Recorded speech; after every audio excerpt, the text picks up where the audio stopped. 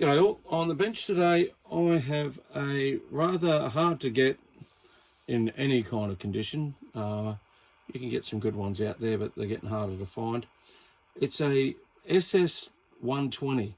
Now, those radio chassis were the same as the, was it a Pace 1000 and Chemtronic 1000. The Chemtronic 1000 was actually my first CB radio.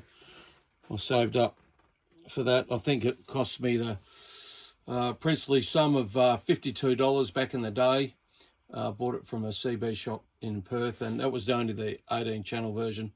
And I just thought, how good was that? Little did I realise it was probably not the best radio to buy, but it's what I could afford in the day. And $52 for a CB back in the virtually late 1970s, early 80s. Yeah, it would have been the late 1970s. I was only like a grommet, probably about 15, 16.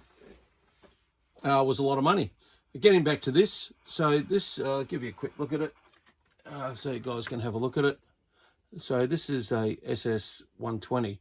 Now, I don't know a lot about these. I know that I've only ever seen them with the 40 channel clicker in there, and also you've got the 5kc step that you can push in and out. How it got into Australia, I doubt whether it was legal to have that. Any type of modification in Australia to a CB radio was a big no-no, but it seemed to work. It seems to work really well. I just got this recently, and although it's not in the best condition, I can clean it up and everything like that, and yeah, it should screw up fairly well. The only thing with these radios, of a lot of them, the chrome bezel, they always scratched up, and then people, for whatever reason, God only knows, used to put stuff on them. Hopefully you can see that, and just adjust the camera a bit, sorry about that. Yeah, and just scratch up the bezel and everything like that. So this is just a standard 40 channel AM upper side, lower side radio. I'm sure you guys have seen them all before, the Pace and the Chemtronics. And this was like the third version. Not too sure about the board on these. All these radios, the Pace and Chemtronic, suffered from cold solder joints, especially these days. And this one's been reworked. It's got really good power on AM. It's probably got a little bit too much power on AM and good power on sideband. I haven't hooked it up to an antenna as yet. I only got it today. So what I'll do in the next couple of days is put some new covers on it. I think I'll just undo this quickly. Put some new covers on it, and just give you a quick look at the radio so you can have a better look at it.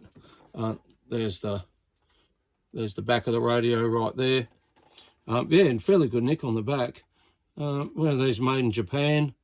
What else was there?